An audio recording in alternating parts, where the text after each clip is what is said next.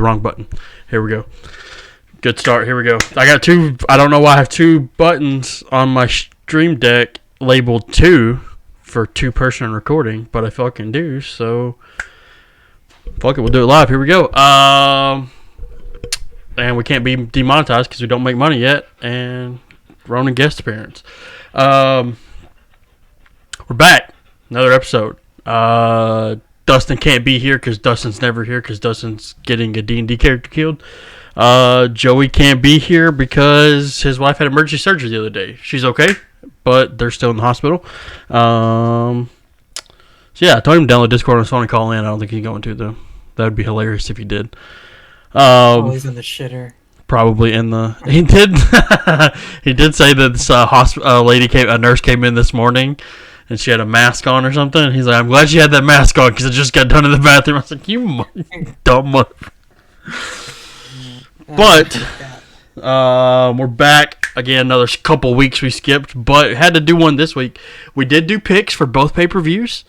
We'll get into that at some point. But big week of wrestling. Like I said, take it back. Had a pay-per-view and 2 premium live events. Yeah. 3 shows. That's crazy. Do we have anything else, or is that just the big stuff? And then we obviously had Raw, and then NXT, like anybody watches that, and then Dynamite last night. I think that's it. But a lot of stuff happened in those 3 shows. Yeah, I mean, where do you want to start, really? Like, I think highlight. Okay, let's see. I didn't watch NXT Battleground. I didn't either. But a lot of people were saying that was the show of the weekend. A lot of people were saying that, and I could see it. I could probably see it. I will say that the only thing that I've seen from the NXT show was possibly the best spear to ever happen in professional wrestling history.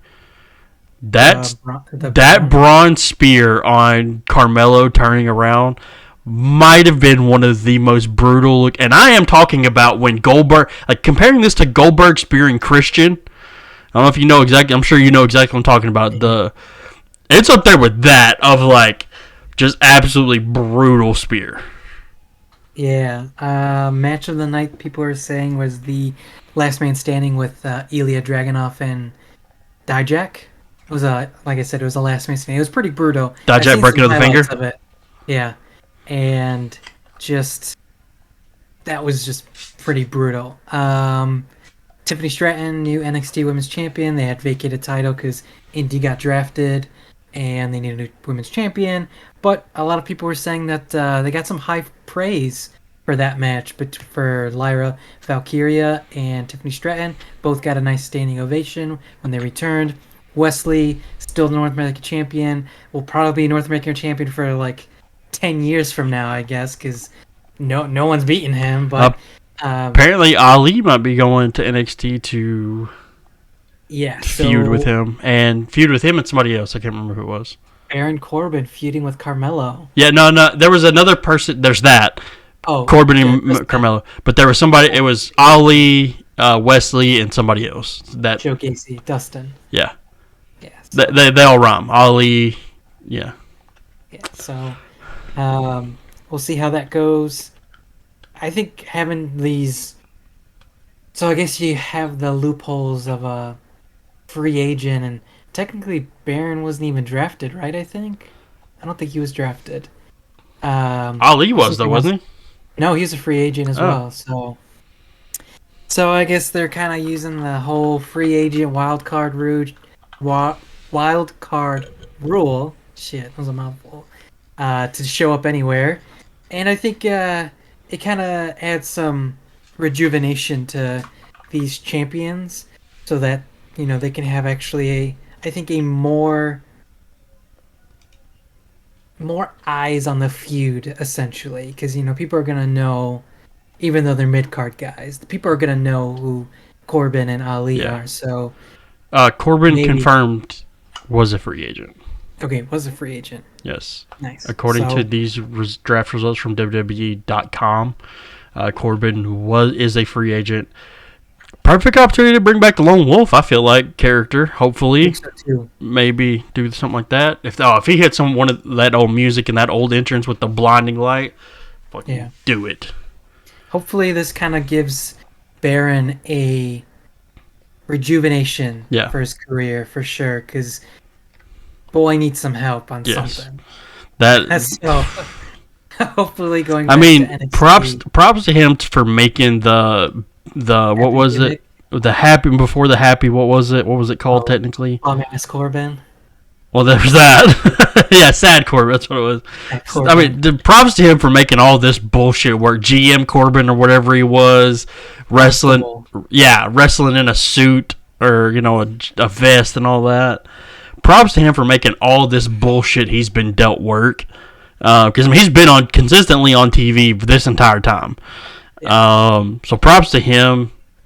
But maybe they can get back to what good Baron Corbin was.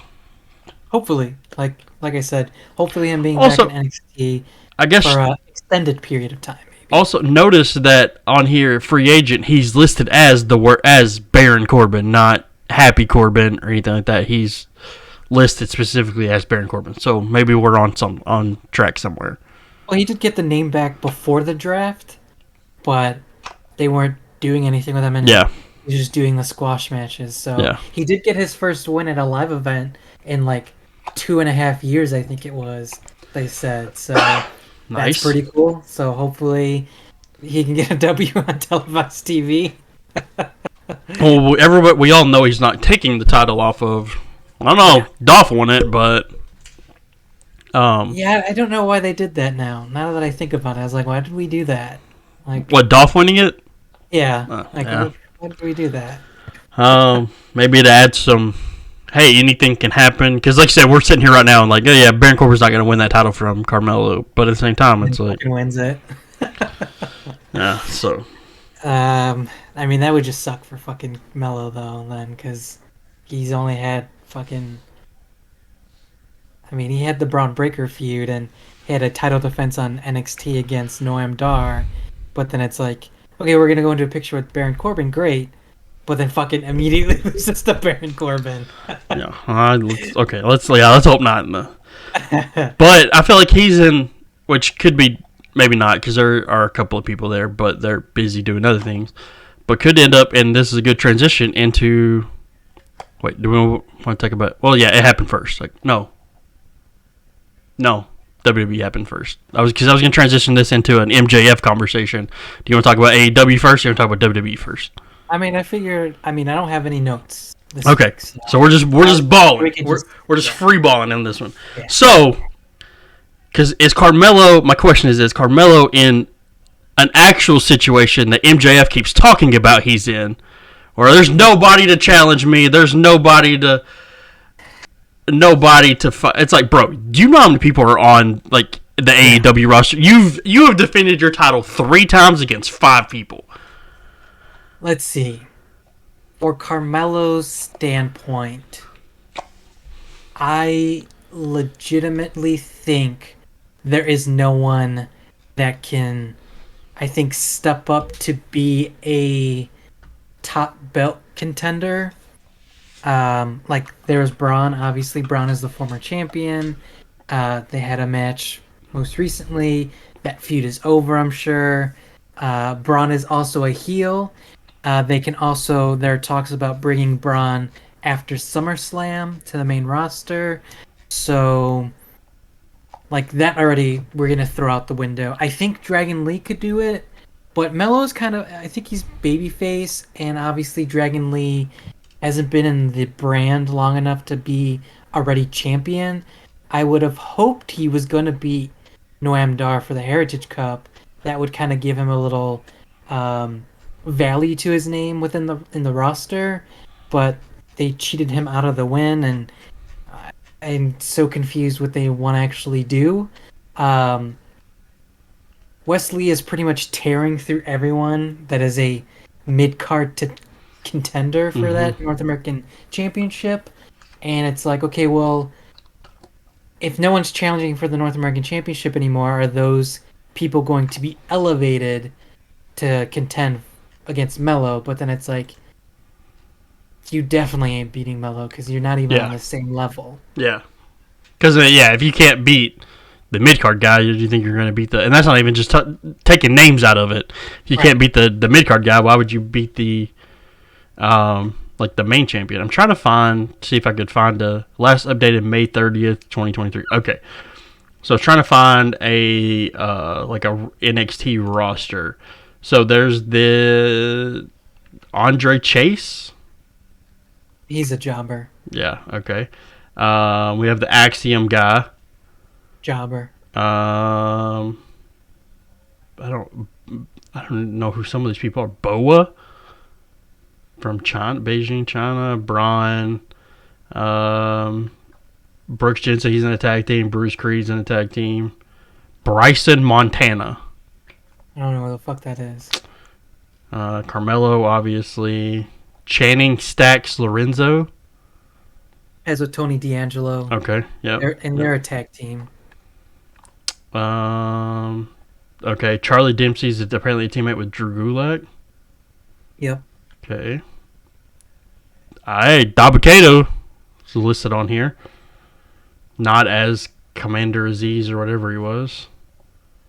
Damon Kemp. No idea who that is. He was feuding with the Creeds, and he's he's Gable Stevenson's younger brother or something. Oh yeah, Bobby Stevenson is his actual name. Stevenson. Obviously, Dijak I feel like could be a contender. I think so. Yeah. Yeah, that's one that I could see being an actual contender. Bro, he's from Massachusetts. I thought he was from another country. Dijak? Yeah. I didn't know. Yeah, his name's just Christopher Dijak. I know that. Right. Dragon Lee, Drew Gulak, Duke Hudson, obviously teammate, is in the team. Eddie Thorpe. He's new, so it ain't gonna happen. How do you say this? Dragunov, whatever his first name is. Oh, Ilya Dragunov? Yeah. So I think he's getting called up too, because I heard he's going to be potentially the fourth member for Imperium. So they're going to go back to 4. So. Who was was Alexander Wolf? Yeah. Yeah. Yeah. Yeah. Joe Gacy. I'm just throwing names out. Kale Dixon, I don't know who that is. Yeah, there's not a lot. Noam Dar. Yeah, so I feel... Quincy Elliott. Oh, Scripps. Easy. Yeah, easy jobber. Who's also now Reggie again, because since Axiom unmasked him, he's like, thank you for unmasking me. Like, you were able to take, this dark persona off of me. I was like, what the fuck is going on here? Could we get Trick Williams to maybe turn on Carmelo? I feel like this could be something down the line. Tyler Bate.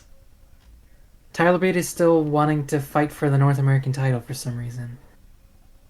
Because technically, when NXT UK disappeared, Tyler Bate came over with the UK Championship. That's about it, by the way. Braun. What? I said that's about it, by the way, on the roster. Yeah. So they unified the belts. So technically, he had a championship match and then lost it. Yeah. To Braun. So he's still fighting for the North American Championship. I feel kind of bad for Melo because, one, he deserves to be champion because he's fucking great. Yeah. But two, I feel like he might have a piss poor title reign because there's no competition. Yeah. Unless they keep doing what they're doing now with send Corbin down there, send free agent. Oh, Elias is here and whatever. Unless they do something, which, if you do that, there's no you're not going to ever run into a, hey, is any of these people going to actually beat him? Yeah. Yeah. So that's really the only way that's going to save his run, his reign right now, is he's had great matches with Braun. This Baron feud is probably going to help him booster up a little bit of his star power. And then, I guess, I don't know who else is a free agent that can come through. Yeah. But, anyone else on the NXT roster is probably not going to step up. In terms of MJF, I'm so mad at myself. There was literally a button where I could have clicked NXT on the WWE website. I didn't realize. So I did look at I can also look at free agents. So Okay. there's 11 free agents. Corbin, obviously, he's there. Lesnar, I don't think he's not going to NXT. Melo Cedric did tweet after Baron attacked him. He's like, "Well, at least it wasn't Brock." Nice. Cedric Alexander. That could be interesting. Dolph is still a free agent.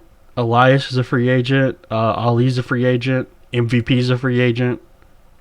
Omos is a free agent. Shelton Benjamin is a free agent. So 90% of Hurt Business is a free agent. Von Wagner is a free agent. And then Zion Quinn, is that how you say that? Yeah. Yeah, he's a free agent. So those are your free agents.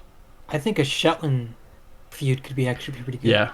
Oh, Shelton. I feel like Shelton and Carmella could put on some really good matches too. Yeah, so I think that could be something really good that they can try out. Okay, let's look at this official NXT roster thing. See if I see anybody different. But no, nobody different.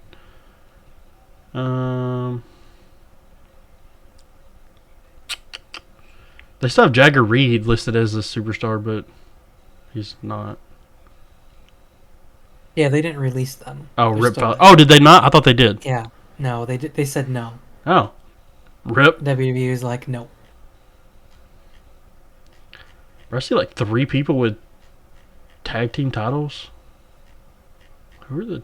Oh no. Oh, okay, never mind. Yeah. Thought I seen like 3 people with a tag team title on their shoulder in a picture, but it wasn't. Yeah, so that's about it. Unless they go like I said, the free agents, but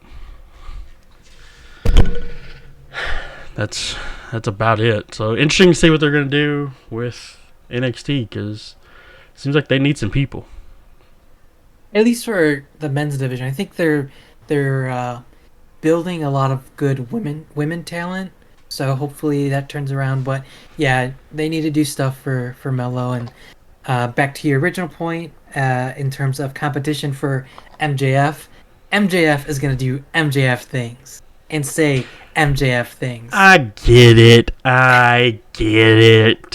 But to your point, yes, he still hasn't faced a former champion. So, but then again, when any of them were champion, I don't think any of them faced maybe Moxley and Jericho, and that's it. Like, Kenny never faced, while he was champion, he never faced Jericho. Which means, yeah, to be fair, there haven't been a lot of AEW champions. But then also, if you look at it, the only, MJF has faced Ricky Starks, Bryan Danielson, and then the 3 young AEW guys that are very. I thought last night, it was weird that Jungle Boy came out to save. Who did he come out and save? Hook. I thought it was really random, and I was like, "Oh, are you about to hit Hook with the chair?" Bro, so I really thought that Jungle Boy was gonna go heel. I was actually watching in the living room last night. Normally I watch it here when I'm playing D&D. We didn't have that last night, so I was watching on the couch. And my wife, who, I was telling you guys some of the commentary she had on last night's thing, but I was sitting there watching it, and then Jungle Boy came out to save Hook, and I was waiting. I was like, Hook kept walking backwards, and I was like, no, Hook, you're supposed to walk forward. You gotta walk forward, but so the Jungle Boy's behind you, so then he can hit you with the chair. I was like, you keep walking backwards. I was like, no, you gotta walk forward, dude. And then it never happened. And I was like, are they gonna pull the trigger on this? I think so. I think Jungle Boy needs because does he rejoin Christian and Luchasaurus? No, I don't think so. I noticed that it seems like they're trying to get away from the Jungle Boy name. I think so too. Yeah. Which, if he goes full heel, he can definitely be like, fuck this Jungle Boy shit. He's got to get new music, though. Yeah, I'm sure he would. Yeah. But I thought he was going to go heel. And it's like, okay, he started as a tag team, trio, whatever, wins tag team gold, goes into a feud with Christian Cage, I should say, Luchasaurus and Christian Cage wins both, gets into the title picture, and on the way there, he sprinkled in a few like random tag team matches, one being with Hook, and now he's going back to Hook. I was like, no, something doesn't. Just so he can save Hook from whoever was beating his ass, Lij. Yeah. And I was like, no, I feel like we're gonna get to a point where Jungle Boy is not gonna be Jungle Boy anymore. That whole segment just felt weird. Like, because it was like, okay, Tony Schiavone's in the ring for the 19th time. He gets interrupted by Hook's music. Hook comes out to say something. Then Lij comes out, and it's like, what is happening? And then Jungle Boy comes out. I'm like, I don't know what this segment is. I don't know what's happening. This is so random. And then I guess it's if that last night was to set up Jungle Boy turning on Hook, then I guess it worked. But other than that, it was just completely random. Yeah. So. Yeah. I think we're building to a Jungle Boy heel turn. I think it's time to, for sure. Which it looked like there was a moment that was going to happen, and which again it seems like that's what they're teasing, because he had the belt, and then that's what the commentators are telling the story, like, oh, MJF said that he lacks the killer instinct, he doesn't have that in him, and then he throws the belt down and doesn't use it, and then he loses the match. I guess if you want to show your killer instinct, I guess you can doing it to Hook. Yeah, kind of makes sense. So, yeah. It could work. And if, I don't know if he want to be like, I'm taking the FTW championship too. Like, I don't know. Yeah, I don't know about that, but hold on, I had the rest of the double or nothing. But yeah, so going back to MJF, like I get it, and his post interview or post or media scrum, whatever, comments, name dropping WWE a handful of times, referencing Nick Khan specifically, and then watching Tony Khan's reactions, which I'm almost positive Tony Khan knew all of that was coming, and he's just really good at facial expressions, because he looked really pissed that all that was happening, but at the same time, you got to know what's going to happen. That's part of having MJF under contract, is knowing that you got to push the envelope, do that kind of stuff. It was hilarious watching him talk, or his promo or something, and Brittany was like, he's such a heel, and I'm like, do you even know what that means? Like, do you know what that means? It was hilarious. That's hilarious. But yeah, it's like, from my standpoint, which he mentioned by name in his media scrum right before they started, but you're going to keep saying and sit down right after you say his name and be like, there's no fucking competition here. There's no competition here. You just said Jay White's name 20 seconds ago. Adam Cole's a babyface right now. And it's like, yeah, there's no competition. No competition. I'm like, shut your mouth, okay? There's so many people in this company that you can feud with. Like, AEW doesn't have 20 people on the roster anymore. Like, this, we got a roster now. We got a second show coming. Yeah. There's people on this roster that are, I feel like, world championship contenders that are, it's just a matter of time before. I got to feel it. I don't know if they're, I think they should hopefully stay away from it, because give MJF his title reign. Of course, I'm biased in what I'm about to say. I think Adam Cole should take it off of him. I don't know. I think Adam Cole is the next challenger for MJF. I think that's what they're leading to after Adam Cole is done with Jericho, which I think last night may be potentially the nail in the coffin with the mixed tag. Yeah. So that him and Britt could get the revenge on Jericho. It could be the end of that feud. So I think they're aligning Cole to be MJF's next opponent. Which I don't want him to be the next opponent, because that makes me feel like he's not going to win. But, because I want Adam Cole to be world champion, but I don't think I'm the only one in that. But I know a lot of people also probably don't want MJF to lose it right now. But if it's Adam Cole, fucking lose it right now. Like, I'm also in the boat of, like, yeah, let MJF be champion for a little bit. But if it's like, hey, you're going up against Adam Cole. Like I said, when FTR got involved in saving Ricky Starks is like, well, fuck, now I gotta hate them again because they're going against Jay White. I was like, this loyalty bullshit's hard, dude. And Jay White and Ricky Starks are gonna have a new one-on-one match next week.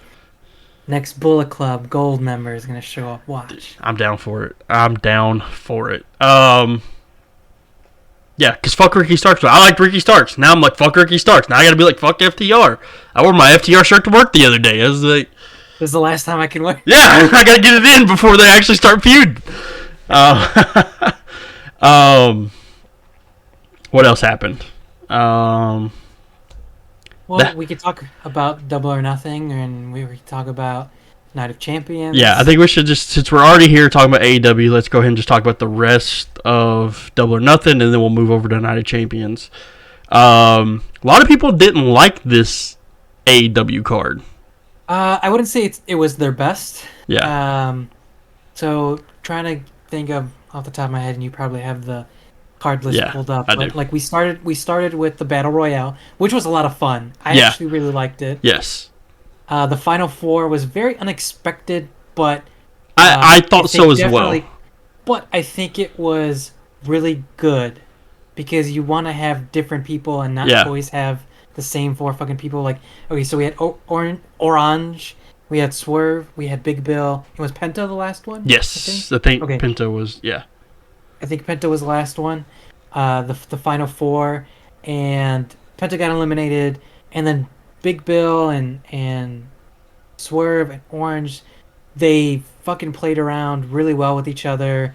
After they got rid of Big Bill, Swerve and Orange, like, they fucking went to, like, gear 500. Yeah. It's like, they were immediately fucking doing shit crazy. The couple of takeaways I had from this whole Battle Royal was, one, I was watching it I had it on my phone as I was driving home. Excuse me. But the one part I did see, I was driving safe, guys. Don't worry about it. My car can almost drive itself. Right into a lake.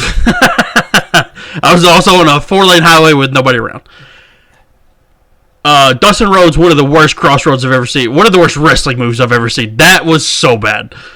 No, hold on. I think Dustin did it right. Brian Cage did not know how to take it. Okay, that might have been that too. Like I said, I wasn't able to watch it perfectly because I was driving. It was on my phone. And I just know it looked horrible.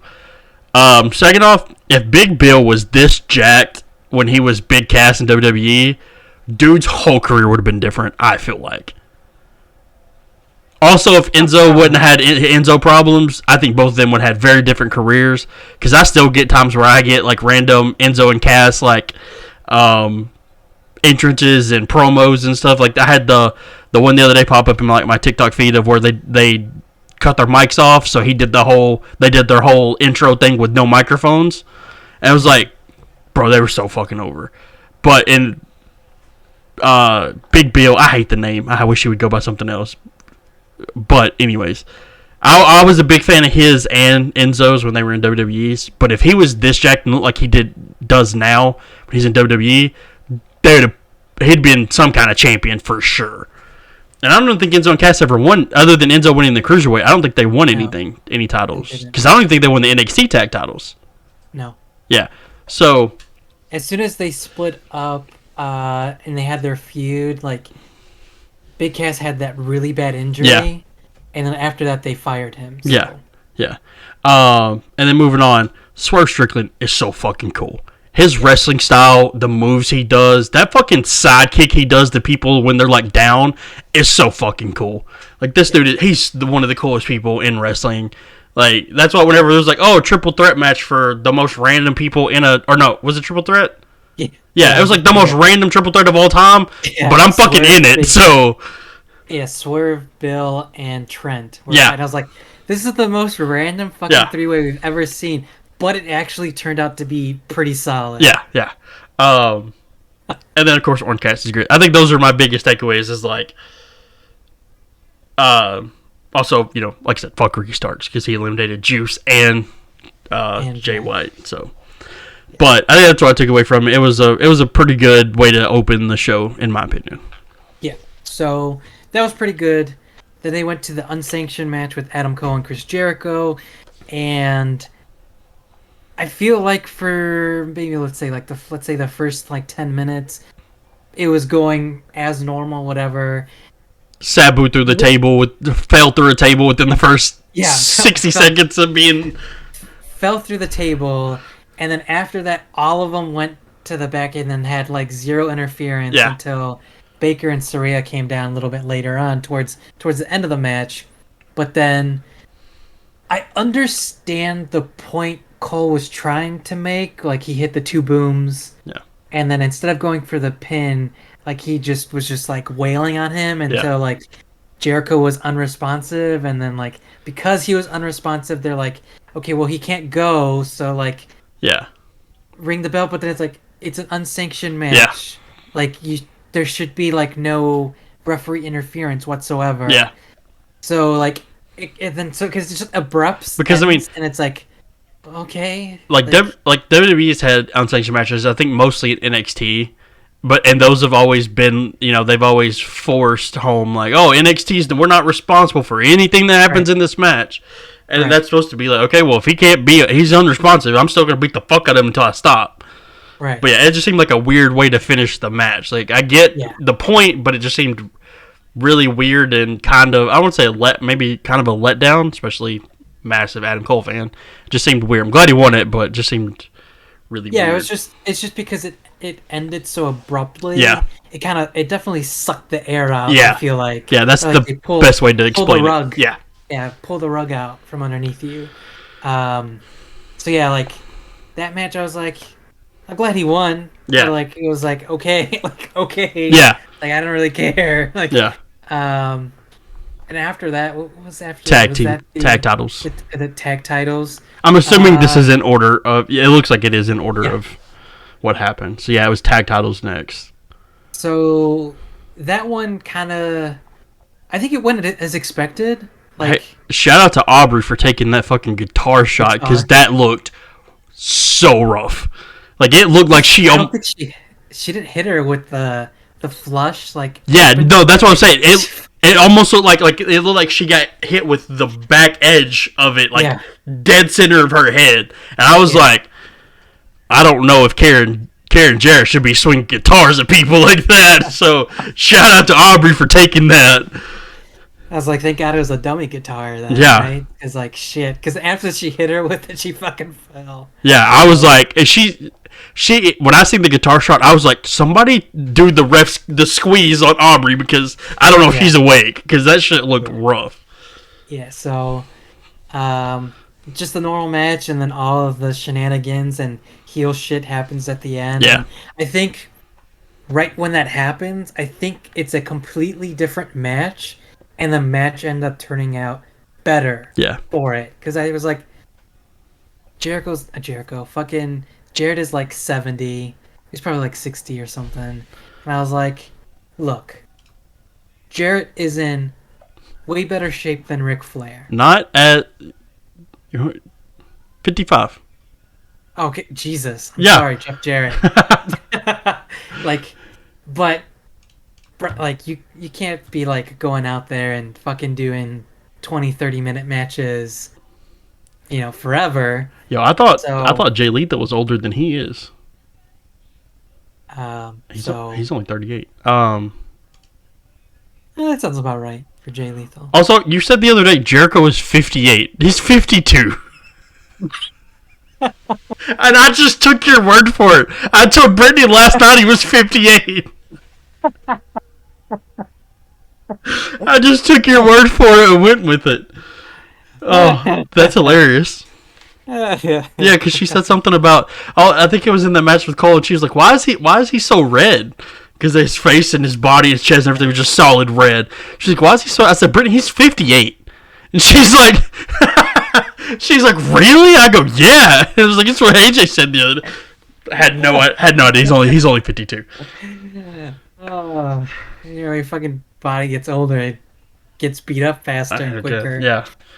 So, yeah, I think all the shit at the end made the match better. Like going through it, I was like, okay, we're kind of going through the spots, whatever, doing this, doing that. Yeah. But yeah, I mean, it was just more of this whole story of, for Mark and what his decision was gonna be, but fucking Jarrett fucking whacks his ass with guitar. So it's like, okay, we're getting somewhere. But I also think Jay Lethal might be. I don't know if Team TNA is gonna be a tag team anymore. I feel like they might go separate ways. I think Jarrett's glory in AEW might be coming to an. I want to say coming to an end in the ring, but like he does do backstage stuff. Like he does have a backstage role for live events. Yeah, booking that shit. So I don't know how frequent he'll be having matches anymore, especially if Jay Lethal decides to become Black Machismo again or something. Let's get it. Yes. I'm 100% down with that.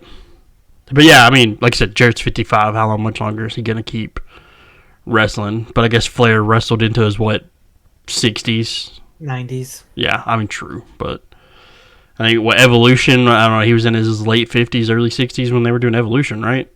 Yeah. Yeah, so who knows? Next we had Wardlow beating Christian Cage in a ladder match. So, I know the TNT title is a flippy floppy belt. I legit picked Christian Cage to win this. Specifically because of what title it was for. If this was for another title or just a match in general, I'd have picked Wardlow. But because it was the TNT title, I picked Christian. I think there are two takeaways from the whole story. Because it actually has been... Christian Cage as a heel is actually really fucking good. Oh, yeah. It's fucking awesome. Yes. And Christian picking it a ladder match is, I think, more so that to give Wardlow some more credibility. Yeah. Also, Wardlow, you're too fucking big to be doing those swantons. Like, you are a massive human being that is falling to the planet from that big ass ladder straight onto an asteroid killing the Luchasaurus. Straight onto his ass. Like, he landed so hard on his ass that I don't know how he got up and then jumped on top of a ladder and broke it. It's funny because, it's obviously the callback from Jeff Hardy doing it. Yeah. Although some years ago. Yeah. But how Wardlow does his senton, essentially, is more like Sean O'Hare, in my opinion. Because he throws his arms out like this, and that's how Sean O'Hare used to do his senton. I feel like Jeff also did, like, kind of a hesitation with his a little bit. Like, kind of Yeah. I was like, okay, yeah, we can make all the similarities to what Jeff Hardy's done, but I personally think it's more like Sean O'Hare's, and if you look it up, you can kind of see it, because he throws his arms up when he does it, so I don't know, but I digress. Christian, I don't think will be a champion in AEW. If he was, he would have been a tag or a trios, or I want to say already, but all of those chances and opportunities are probably out the window now, and for him to be like, well, I want singles gold. I mean, when he first came in, they had Christian take the fucking Impact titles off Kenny, so like technically you had your title in AEW. That's a good point. That is a good point. So like I don't see him being a champion in AEW. I forgot he did that. That's what that, because I remember that was fucking wild that Christian did that. Yeah, I forgot about that. So also, with Wardlow being paired with Arn, I think it's the most randomest fucking thing I've ever seen. But I also think it kind of helps Wardlow's character a little bit more. Yeah. Because when he's by himself, even though he's great, he can still flounder a little bit. So whatever that shit was with Luchasaurus' finger and Arn Anderson. Fake thumb. Oh, I was like, bro. That was bad. Was that worse than the eye thing with Rey Mysterio? I think the eye is still worse, to be honest. Like, it's just as bad. Yeah. I think, like, you can see how fake that eye is. Yeah.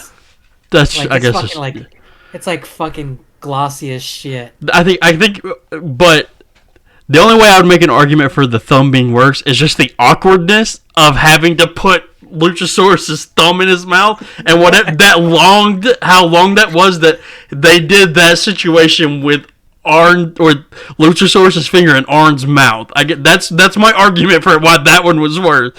Because it was I was watching it and I was like, what the fuck is happening? And then Luchasaurus pulled back and his finger was like weird and dark red, and then Arn had fake blood over. I was like, whoo wee. It's because obviously it was the fake prosthetic thumb, because as soon as he pulls out, so when they did the replays on Dynamite, like you can see like Luchasaurus' thumb is like twice the size and length. So it's like, I wonder, it's like him putting it, like Arn's biting his thumb and Luchasaurus like, come on, fucking Arn, bite it already. Yeah. Like, hurry the fuck up. Oh man, that was hilarious. I mean, the one spot though where Wardlow jumped on the ladder and the ladder like crumbled. Fucking imploded. I was like, bro, you're too big to be doing that shit. Yes, bro, you are not Ricochet, okay? How he landed and how the fucking ladder just like shifted and completely did the splits. Yeah. Fucking, I was like, homeboy, you're gonna pull a Sid Vicious. Yeah. And snap your goddamn leg if you did that again. Yeah. Like that, or you're gonna break the ladder and cut your leg open. Yeah. And then he tried to still climb that same ladder, and the referee had to get in the ring and be like, "Hey, dude, no. Get a different ladder." Get a different ladder. And then we have the. Okay, no, not the shortest match on the card. The shortest act. Anyways, AEW Women's World Championship. Toni Storm taking the title off of Jamie Hayter. Every time, baby. You son of a bitch. Only person. So, picks for this one. This was our second round of picks. So, technically, AJ is current champion. I don't have the belt on the screen. AJ is current champion because this pay-per-view happened after Night of Champions. AJ with another AEW clean sweep because apparently he's the only motherfucker that knew that Jamie Hayter was shoot hurt and that they had to take the title off of her. So he's the only person that picked Toni. And I was putting these picks in and I'm like, man, I would like to see Toni be champion because, she had her interim run because of whatever happened with Thunder Rosa. Which I think they went back later and said it was an actual title, not an interim title run. But that doesn't change the fact that the entire time that she has the belt, you guys are like interim champion, interim champion. So, shout out to Toni Storm for being able to get an actual legitimate women's title run in this. But you motherfucker being the only person that knew, and I was like, man, this is so weird. Why is he picking Toni? I'd like to see Toni win. I don't think she's going to. And then it was like, fucking literally a 3 minute and 5 second match, and everybody's like, what the fuck was that? And you're like, oh yeah, Jamie's Hayter's hurt, bro. We're like, you son of a bitch. Like, yeah, of course you knew that. You were in the doctor's meetings with her, of course. Yep. But yeah, glad Toni. And I mean, obviously, not much to say about the match because Hayter was hurt. But like we said, glad Toni's getting an actual opportunity to run with the belt here. Yeah, and I think she'll at least get a few month run at least, because if Jamie is ready for All in London, Jamie's winning it back there. Yeah. Oh yeah. That's what they're building to, and that's if Jamie can be, hopefully no shoulder surgery or anything like that. But yeah, they will likely run it back at All in London, and likely Jamie Hayter would be champion again. So. Yeah. But yeah,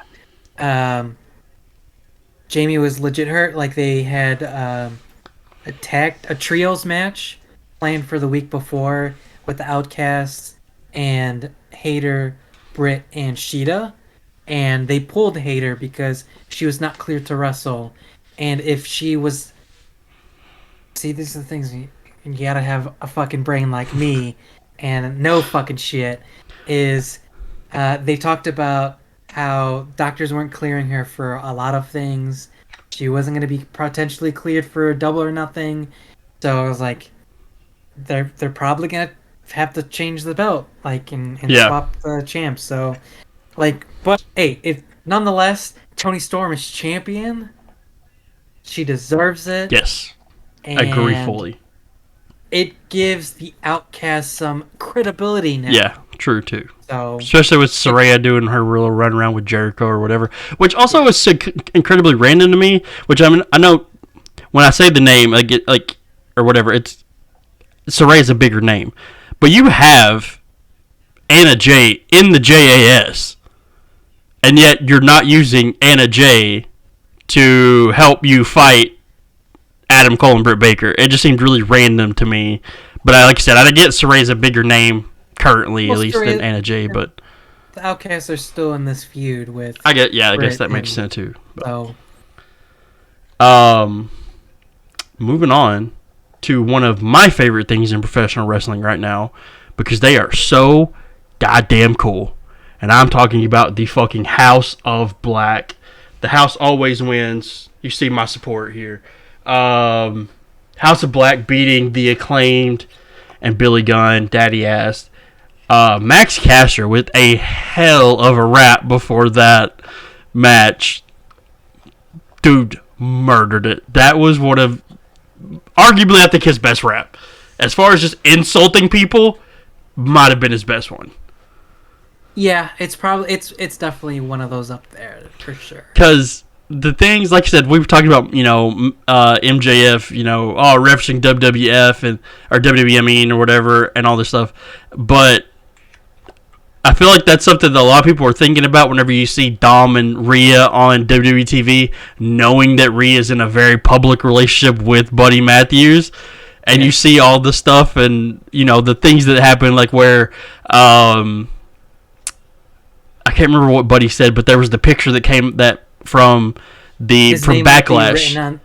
Yeah. His name might be written on it, but I get to touch it. Yeah, something like that. Yeah. So you see all that, and then just coming out and just, I mean, paced perfectly. I mean, you get to make fun of Brody King, make fun of Malachi, and then just hit the home run of the referencing Dominic.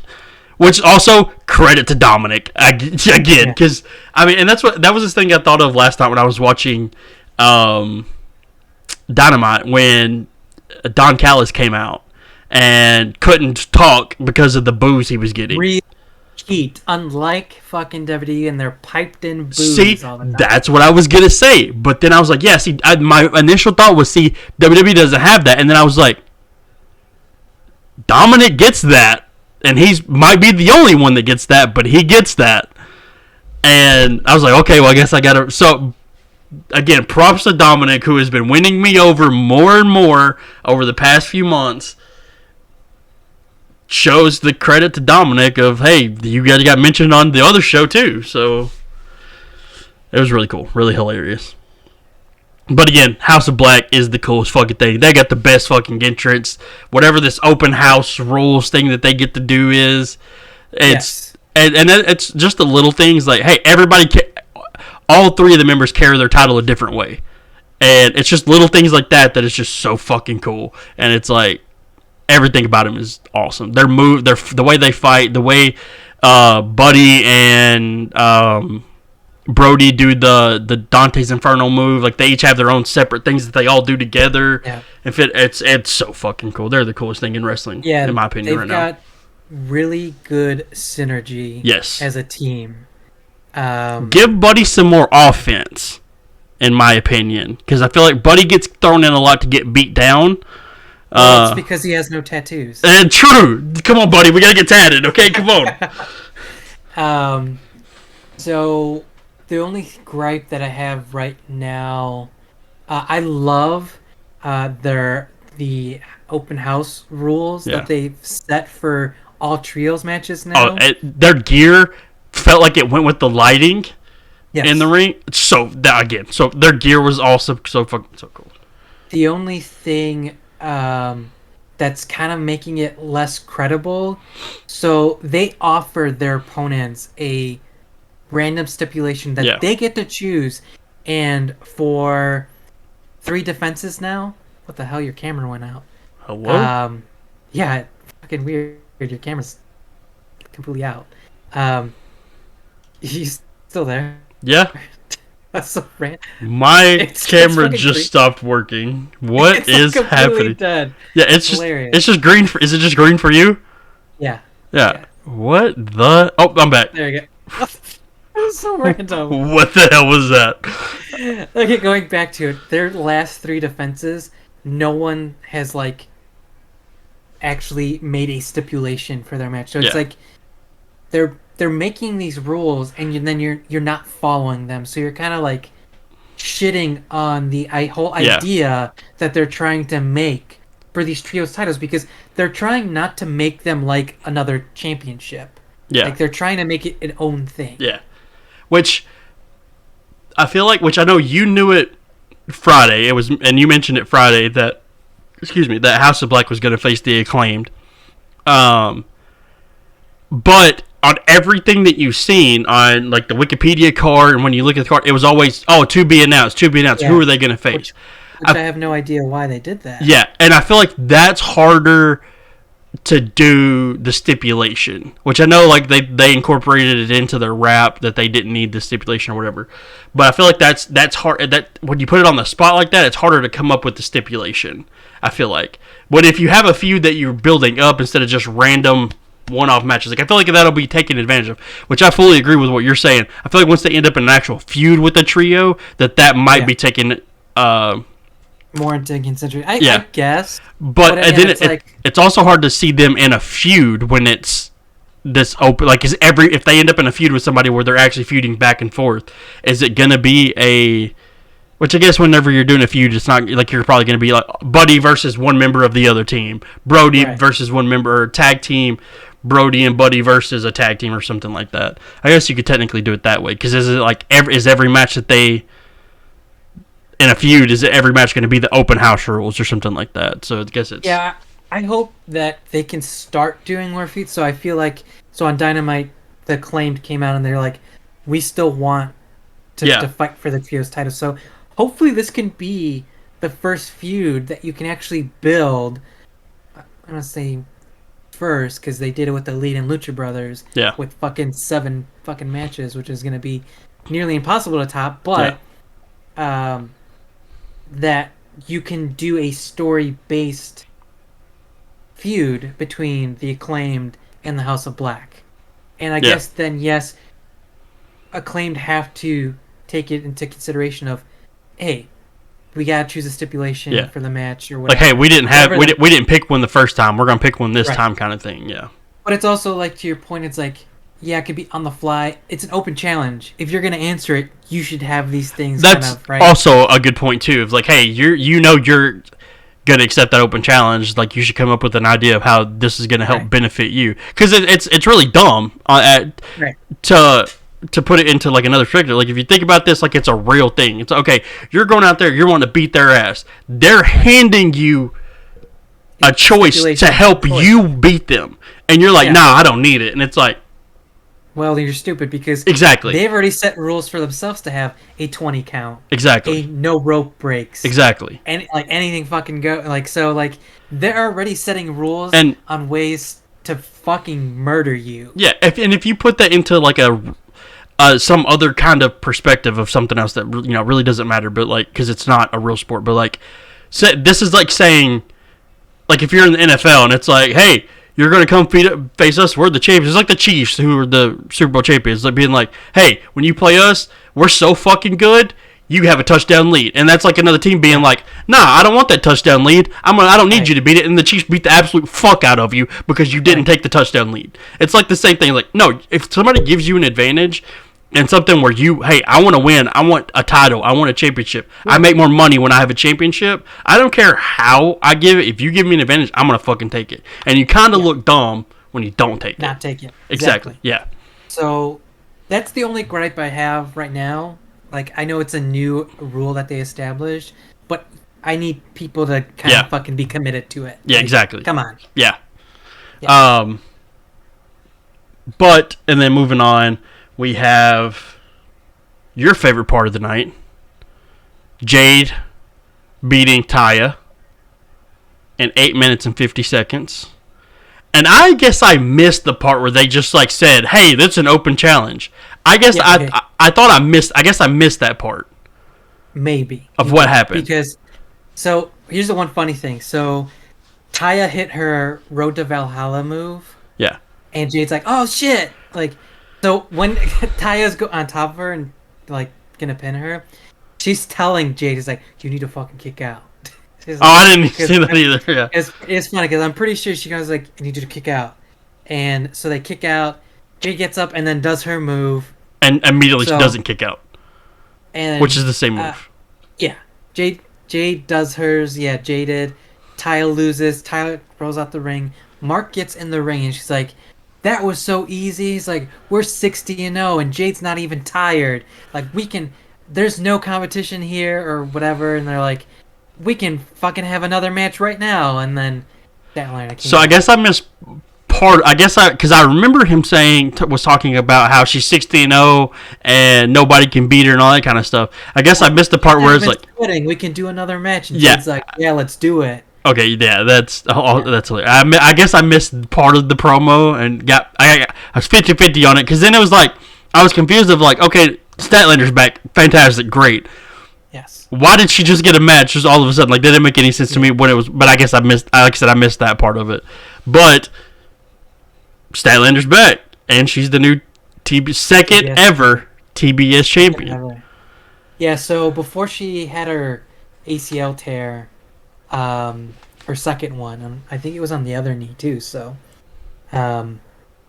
she was planned already to be the next TBS champion. Yeah. So, but unfortunately, she got hurt, and her recovery was a little bit longer than expected. But she was training for it and ready to go, and yeah, this was the always end goal. So for it to, we hit the 60-0 mark for Jade, and I was like, good, because I wouldn't say it's getting tiring and like fucking boring and shit. But I was like, if we make it to 100, I'm gonna be like, I don't know what the fuck we were doing to make it go 100-0 and then for her to lose. Yeah. So I also think this was probably the right time for Jade to lose. Yeah. Jade is gonna take some time off, so that's one of the reasons. That's good then, because yeah, that was my thing is that I was thinking is like, because it seems like such a weird way to get the belt off of Jade, is instead of like having a thing where. Because that's what I thought. I guess I thought was going to happen was that he was typing, "Oh, nobody can beat us," and then Statlander comes out. And they don't have a match, but Statlander comes out and like challenges her to a match. Yeah. Then they have time to back and forth, whatever, for a couple of weeks, maybe to build up to the next, whatever the next pay-per-view is, and then they have that match then.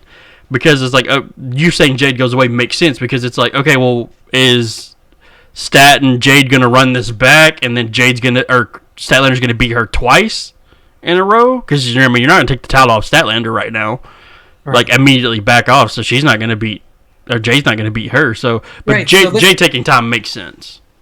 Jade taking time, and when she comes back, she not necessarily needs to be for the TBS champion. Yeah. She can move up to women's division. That's a good point too. That's a good point too. So I think that's probably something that they could do when that, like, let's say at All In London, Jamie Hayter's able to go. Jamie's a babyface. She wins the title back. Jade can come out fucking next night, that night, or whatever it is to start setting up a program, because Jade will always be a heel. I don't think she'll ever be a babyface. Yeah. If she's a babyface, it's going to be fucking terrible. Yeah. I'm sorry. It's probably going to be terrible. She would definitely need a mouthpiece. Yeah. That's not Mark Sterling. Right. So I can see that happening. Like, I don't think she would necessarily go back to the TBS title. If she does and loses again, okay, that's totally fine. The mystique is over. Yeah. We kind of like the Asuka situation, now. Yeah. The mystique is over. You don't have to... Because I'm also pretty sure that it put more pressure on her to deliver in and out, even though they were squash matches, to make sure that she's getting her reps in the ring, because... Yeah, there are still some parts where Jade is still pretty fucking sloppy. I'm gonna say it. So, like, now the pressure's gone. You got the first loss. Now you can continue. You take your time off. You can kind of fucking hone in on your skills, anything, and train. Easier to grow now. Yeah, exactly. Now you're gonna grow. Yeah. More. Yeah. So, yeah, the undefeated streak's over, but I think this is better for Jade in the long run. Yeah. And I just wanted to check something. So next match, obviously, is we got two more. The AEW World Championship. MJF beating the other three pillars. I wanted to check something. Okay. Got it. So you and you were still close. Like, so I was checking the time to see. Obviously, you took the clean sweep. Joey had the next most right because he only thing he had wrong was Jamie Hayter, and then I had Jamie Hayter and Christian Cage wrong. But you had 29 minutes for that world championship match. It was 27:50. So still very close. Even closer to the clean sweep.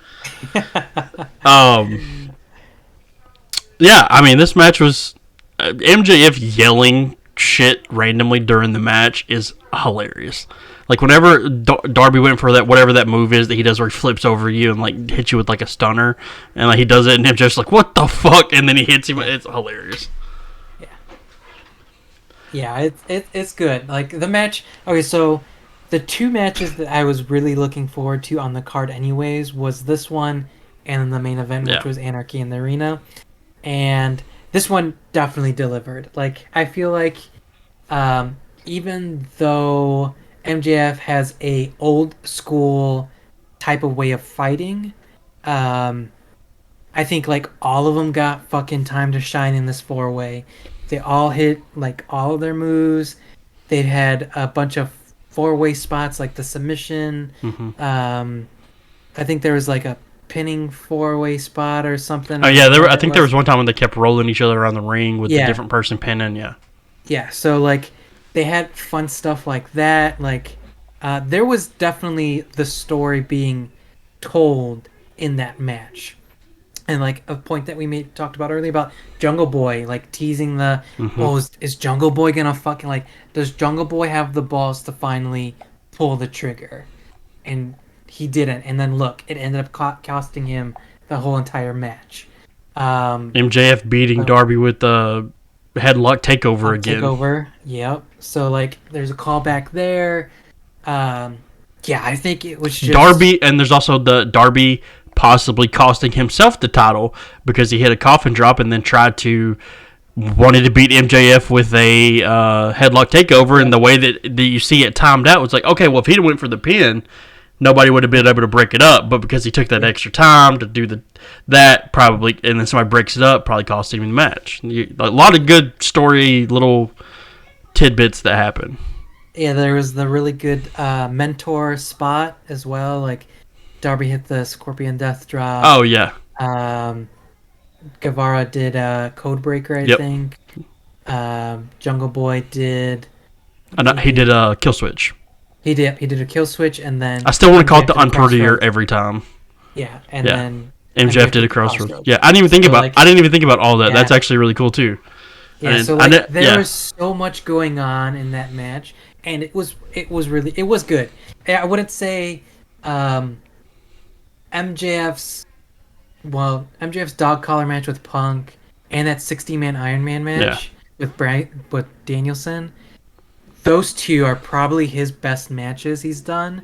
But that one was pretty good. Like, I still think looking back at the last pay-per-view, which was the 60-minute Iron Man match, that Iron Man match was definitely fucking better. Yeah. But this one was really good. Like, props. But at the same time as you're saying the Iron Man match better, that's also a lot of people. He was facing what a lot of people consider as one of the best wrestlers ever, and Daniel Bryan. Like, a lot of people say he's the best right now.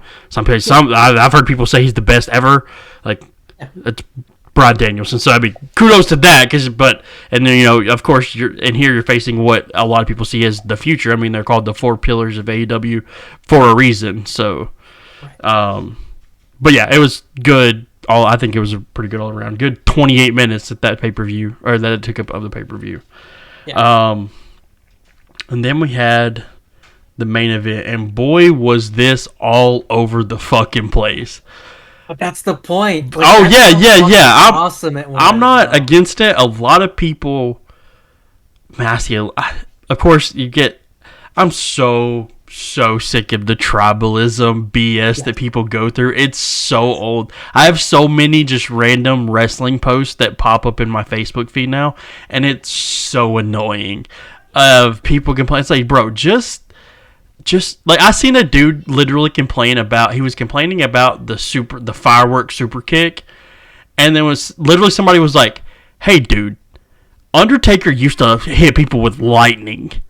Yeah. And everybody loved it. Yeah. And it's like Kane used to set people on fire. There were some other examples that somebody gave. And then some dude was like, "Oh, yeah, I don't think any they mentioned the Fiend and all that." And I was like, "Oh, I don't think any magic should happen in wrestling. I was like, then turn it off. Yeah. How about just don't watch it? It's so mind-blowing to me. It's like, okay, if you hate it that much, just don't watch it. But you want to watch it so that you have something to bitch about. Yes. Because this is one of those. This is what I equate to one of those. Like I've said it before, and I think I've changed my stance on it recently because it's actually. But I've always referenced, like, hey, just turn your brain off movies, like the Fast and Furious movies. Don't think too hard about it. Just turn your brain off and watch it. That's what the John Wick movies used to be for me. Just turn your brain off and watch Keanu Reeves fuck people up. Yeah. Now I'm a little different on those movies because now if you think about those movies, like John Wick's a fantastic, it's like just universe. But that's what this was. Turn your fucking brain off and just watch 8 people beat the absolute hell out of each other. And all the various ways that they want to do it, with a poker chip with barbed wire on it, a pile driver in the back of a pickup truck, fireworks being taped to a shoe, to them taking a shoe off. I had seen the picture. Brittany, I was the foot in the tax. That is worse. Props to Matt Jackson, because there is no. You got to pay me a large amount of money to be able for me to take thumbtacks to the foot. Like, that is one of the... the full heel was just covered. Oh, I've seen I think AEW posted a picture of just a zoom in on his feet of after it happened. And I was sitting on the couch just a minute ago, and I was scrolling through my Facebook and seeing it. And Brittany's like, "What is that?" Because she's seen my phone. She's like, "What is that?" I go, "It's thumbtacks." She goes, "No, it's not." I said, "Yeah, it is." She's like, "Are they real?" I go, "Yeah, look at the other ones that are attached to the bottom of his actual shoe." And it's like, it was a lot that he had in the heel of his foot. And still covered. And still did more shit in the match with a heel full of thumbtacks. Yeah. Fucking props to you, dude, because I would have been done. I'm rolling out of the ring. WWE 2K23. I got the stunned bar over my head, and it ain't going down. Fuck, exactly. Call me a stretcher, because I'm not walking my ass to the back either. No. Oh my gosh. Wild. Yeah. Like I said, like that one, Anarchy in the Arena is always going to be synonymously tied to Double or Nothing now. So you're likely always going to have one, and it definitely topped last year's version. Yeah. And I know... I don't even remember who was in last year's version. You don't look it up because you're not going to like it. That was the JAS versus Moxley, Danielson, Eddie Kingston, and Santana Ortiz. Yeah. Okay. I do remember now. So, and I'm gonna say you motherfuckers were complaining about it, but with the music and shit, like, but that's the point. Like, I understand, like, it got annoying, but like that's the point. That's the anarchy in it. And then let's get a decent band to do it then. Like, who cares? Like, who fucking cares? No, fucking, you're not gonna get the actual legit Sting out there from the Police to go out there and take a fucking super kick. No, Sting came back on Wednesday. Yeah. That's why I said Sting from the Police. And take a super kick, because obviously we were building to that, because in the last one... Also, I know we talked about it in our group chat. Those fucking bandmates hated that dude. One dude was... Sure. Yeah, the fucking guitar player tried to fake concern. Like, "Oh no, what's happening?" And the bass player laughing his ass off. The drummer player couldn't care less about anything that was happening. He's like, "I'm getting my shit in, dude." He's like, I'm playing my drums, okay?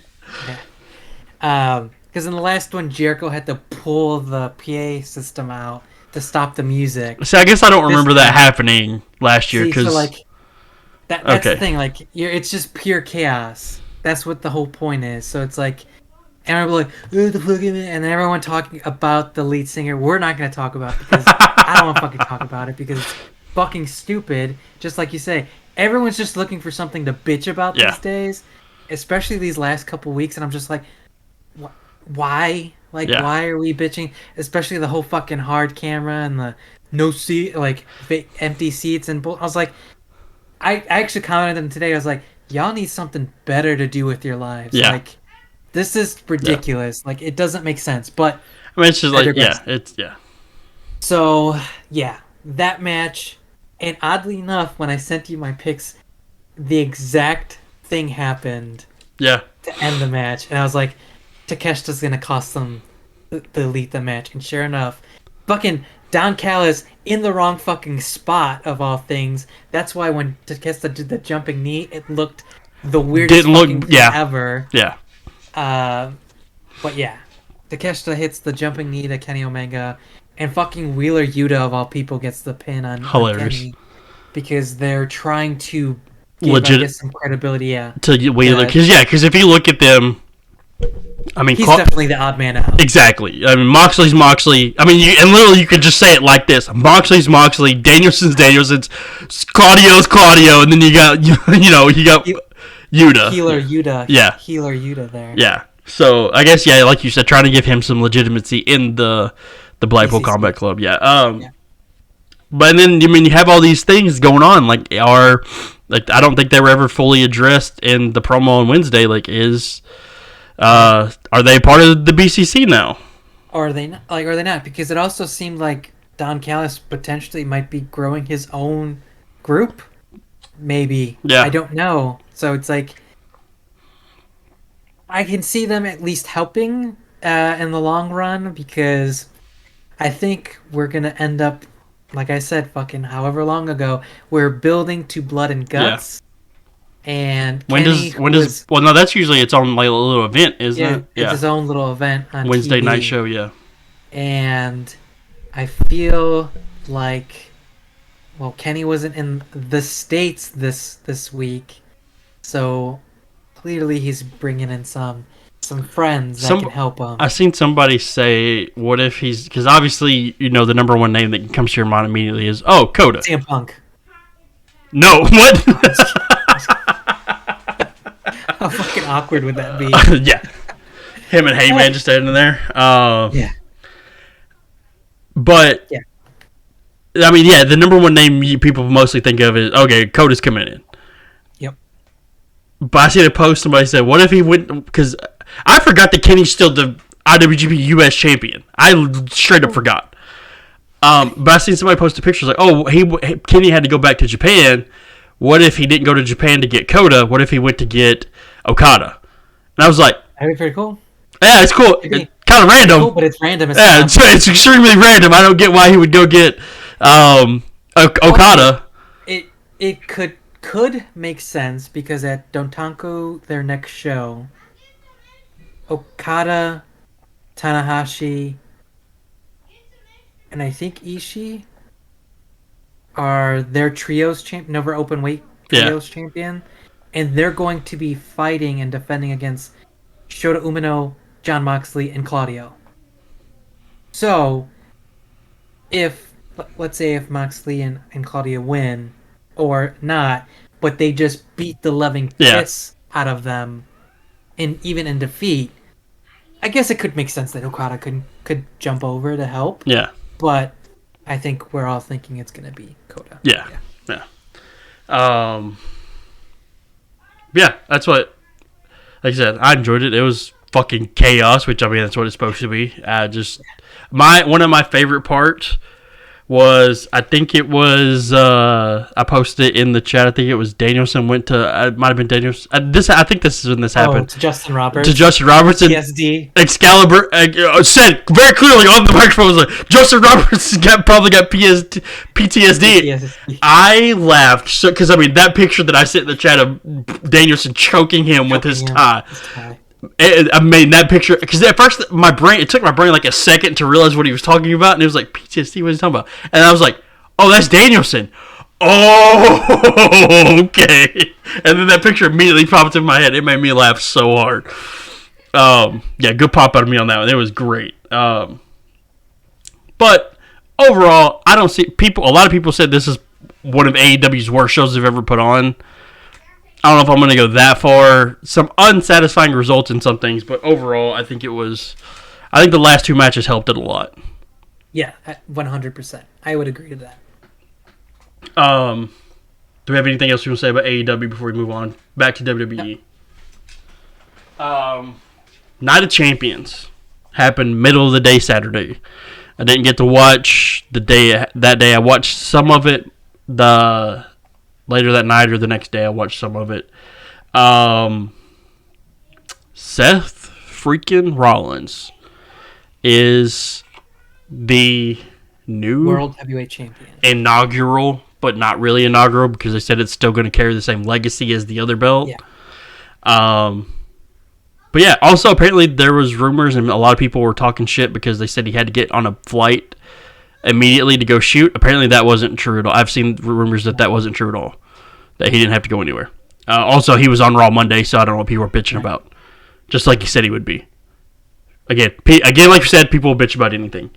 A lot of people were like, oh, because I literally seen a post that was like, oh, Seth had to go immediately and film for the new Captain America. Also, fucking stoked that Seth Rollins is in the new Captain America movie. Side note. But they're like, oh, yeah, Seth had to go back after he's talking about being the working champion and all this. Now he's got to go fit. Now he's talking about all the things he said about Roman wanting to go Hollywood. Now he's filming a movie. It's like, first off, do you expect this man to just not film a movie? If somebody comes to someone who's like Seth Rollins, who has had multiple MCU-inspired gears, he was literally Thanos, had the Endgame suit. I mean, dude's a fan. And somebody's going to come to him and be like, hey, man, do you want to be in Captain America?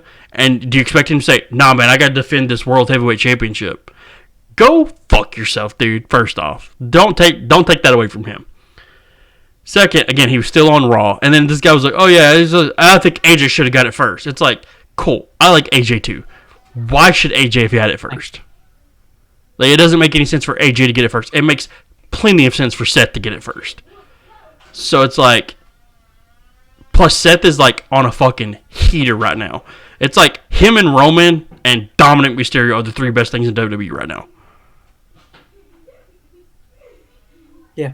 Okay. So it's like, I have to think about it a yeah, little bit. but it's like, I should say him, the Bloodline story, and Seth, Bloodline, and Dominic. But it's like, there's no reason for Seth. Seth is, like, AJ is good. AJ's also old. Seth isn't really that old. Like, Seth is, like, going to be here Seth will be here longer than AJ.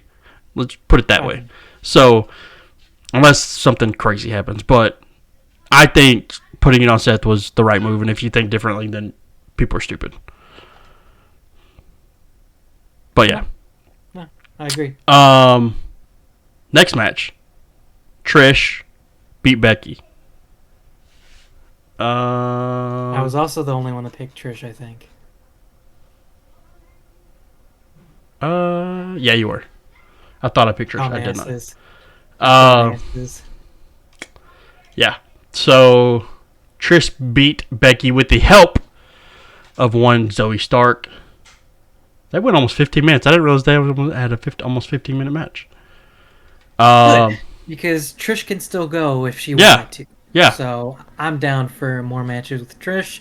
And here's the reason. I mean, it's pretty blatant and obvious why I picked her. They drafted Trish for a reason. She was a legit draft pick for Raw in the draft. Which means she would have to be around for a little bit. Yeah. So this feud is going to go to SummerSlam.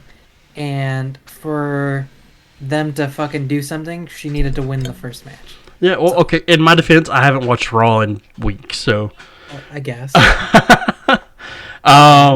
Next up, we have the Intercontinental Championship. Gunther, which I guess when I seen it, it was a day or two ago, so he's just under 100 days till the longest reigning Intercontinental Championship champion of all time. I tried to say ever and of all time at the same time and messed it up. But he defeated Ali. This one, I haven't watched some of these matches yet. This one caught me by surprise, and I think it caught everybody by surprise. Yeah. Asuka beating Bianca Belair for the Raw/SmackDown Women's Championship. So, I had a feeling that this match was going to be the potential shock value. Yeah. In which a title would potentially change hands because you always had to have at least one. But it was a Saudi show. Like, yeah. Can you fucking blame anyone to not be like, yeah, they're gonna fucking change a women's title at a fucking Saudi show. Like, I will also say credit to WWE. This was the first Saudi show that didn't really feel like a Saudi show. This kind of felt like a real pay-per-view. Yeah. Yeah. So I felt like the hype for it was real. Also, being able, other than the women's gear that they couldn't wear. And I don't know if Sammy doing, actually being able to be there and be part of the main event and everything, if that helped too. This was the first one that felt like an actual, just real pay-per-view. I think it or premium live event. Because I think Sammy having that opportunity to be there, I think made it feel more like a regular PLE because if you think about it, with that restriction that was always there, and then there were people that would stand with Sammy and then not go, like Kevin Owens would not go because of that. Yeah. So I think because they allowed Sammy to be there, which truly was probably one of the best things to possibly see. Yeah. I think it was leaps and bounds better than him being at home in Montreal, in my opinion. Yeah. Because I think that meant more than being at home. I mean, because I'm sure he's wrestled in Montreal. Yeah. Right. So, like, that I even felt, I was like, damn, like, that felt nice. Like, and it's not just the, like, comparing the Montreal to the Saudi Arabia, it's the one he can go to Montreal whenever he wants to. That's, and then two, he's probably wrestled there before. This, and then also, like we just said, it's all the buildup of, here's another Saudi show that Sammy can't go to, and us talking about Sammy not being able to go, and people, like you just said, Kevin Owens and other people standing and not going. So this is such a more momentous occasion than him just going back to Montreal, I feel like. So yeah, absolutely. Because this is, it's breaking down diplomatic barriers. Yeah.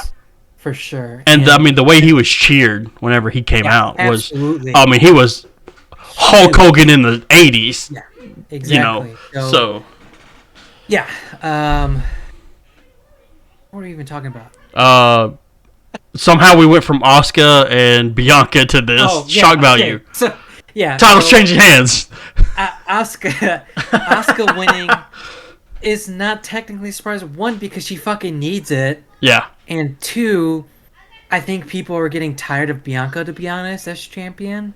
Because I also feel like they think, well, no one's going to be Bianca now. Yeah. But did anyone pick Asuka? I feel like maybe one or two maybe no. picked Asuka. I don't know. No one picked Asuka. No. See, that's the point. It's like, no one, like, I had a feeling they were going to do it, but again, they're going to change a women's championship. Yeah. Because they didn't do it the last fucking few times. Yeah. It's like, okay, whatever. No, nobody picked Bianca. Dustin didn't pick anybody, so Dustin didn't do picks for either show. Right. But nobody. But the rest of us that actually participated. Well, he told me his picks, and then he was like, "You didn't tell Blake my picks." I was like, "I ain't doing anything." What the fuck? No, normally he's the only person that sends them through me through text message. Like, everybody else messages like through Messenger or whatever, so I can find them easier when I'm doing the shit. No, this motherfucker sends them through text message every time. But he sent me nothing this time. That's hilarious though, that he messaged, they told you the picks, and then you didn't tell. That's absolutely hilarious. I was like, why would I do that? So yeah, Asuka winning, great for her. for the show, whatever. Rhea destroying Natalia. Yeah, We that don't was need to talk next. about that. Yeah. Um, People were talking about the celebration after the match of Dominic jumping into Rhea's arms more than they were talking about the actual match. yeah. I actually realized I haven't watched any of this next match. Brock beating Cody by technical submission. I am fucking pissed with this. Cody is the reason I fucking lost this fucking show, is pretty much. Because if none of us picked fucking Asuka to win, Cody was going to be the fucking little cock stain on America. Me and Joey picked Brock here, and you and Adam picked Cody. And that's, I mean, if you'd picked Brock, you would have won because you'd only had Bianca wrong. Yeah. So I was like, Cody is the new Bobby Lashley in picks for me. That fucking punk ass little bitch, Cody. That motherfucker shouldn't have won at Backlash. And because he won at Backlash, it's like, oh, they're just going to fuck Brock over like they did for Seth and just have Cody fucking overcome adversity. That's what they want to fucking talk about all the time with Cody, is overcoming adversity. And then he fucking passes out to an armbar. Nice. Like, yeah, I didn't know that. Fucking makes any sense. Way to fucking go, Cody, you dipshit. Like, what the fuck? Oh, that's absolutely hilarious. Technical submission. 9 minutes and 40 seconds that was. And then the show. The tag team, undisputed WWE Tag Team Championships. Kevin Owens and Sami Zayn beating the Bloodline, Roman and Solo. What a story this told. I mean, we kind of all seen it coming, but with the how they've been leading it up to with the the Jimmy and all that. That's what people said. Again, before I even watched the match, I seen somebody post another one of the Jey Uso Academy Award posts. Best supporting actor. Him yelling Joe to Roman, all that. It's hilarious. A lot of people say that. But again, yes, it's just this whole storyline has been just because when you go back and I seen a clip of it of the Jay and Roman Hell in a Cell, where the I Quit match, and it was I Quit in a Hell in a Cell, I think that's what it was. And I think I seen a cage in that clip, but where Jay won't quit, he literally won't quit, and then Jimmy comes out. It's when Jimmy was still hurt, and he comes out and Roman throws him in the guillotine, and that's what makes Jay quit. And it's like, okay, now you see the sort of where it came to now to Jay being fully in at the Rumble. So then they both become fully in. You get to the Rumble, Sami turns. Jimmy's the first one to beat the fuck out of Sami, to turn on Sami, beat when Jimmy's down the whole time. That's now another dynamic, another layer to the story, right? Is Sami turns on the Bloodline. Jimmy's the one that attacks him first, even though Jimmy was the first to accept him. Yeah. But now, what is the relationship now going to be now that Jimmy super kicks Roman? And how Jimmy is going to treat Sami going forward. Yeah. So, there's an extra layer there, but not to throw some, fucking stupid shit that I saw also on Facebook was, someone was like, which was the better super kick of the fucking weekend, Jimmy's or Matt Jackson's pyro kick? I was like, bro, shut the fuck up. Why are we talking That's about so dumb. things? I mean... It is. It feels dumb to answer because I feel like obviously if you look at it, Jimmy's is more impactful because of the storyline, right? And Matt Jackson's was just fucking cooler. Just fun because that's all it is. Again, Anarchy in the Arena, turn your fucking brain off and shut up. The Bloodline story. This is the one where we're engaged in the story. Like I said, these are the two differences. These things shouldn't be compared because one's turn your brain off and have fun. The other one, let's engage in this long over close to 2-year story, whatever, plus that this has been going on, 3-year story that this has been going on. Roman hitting 1,000 days and Bloodline crumbling, Sami being right the whole time. People talk about the master manipulator that Roman's been to manipulate everybody in the family, to all these things that are happening. And then it's like, because and then you have the little things that you think about that they don't really address, where it's like, Jimmy and Jay accidentally kick Solo. Roman only sees them kick Solo.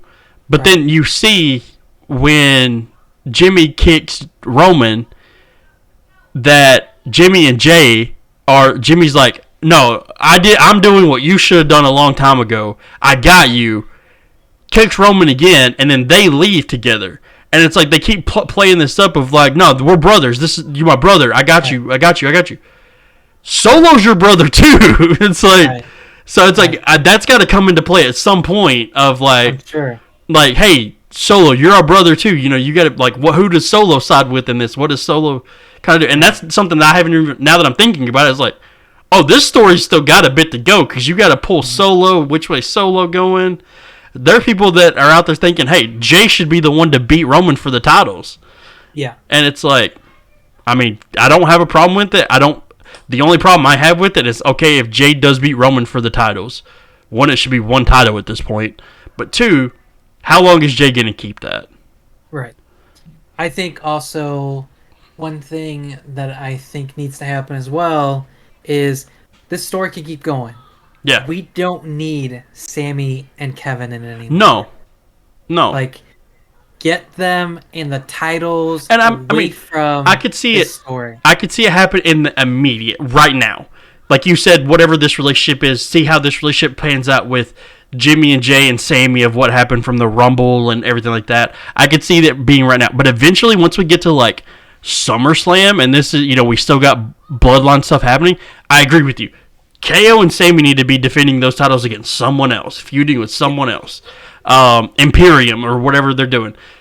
Kevin, I did see a post. Kevin Owens, whatever his freak out gimmick he's running right now, like from him yelling at Ezekiel that he's actually Elias into him freaking out on Imperium, like that's them coming out. He's like, no, we didn't even say your names.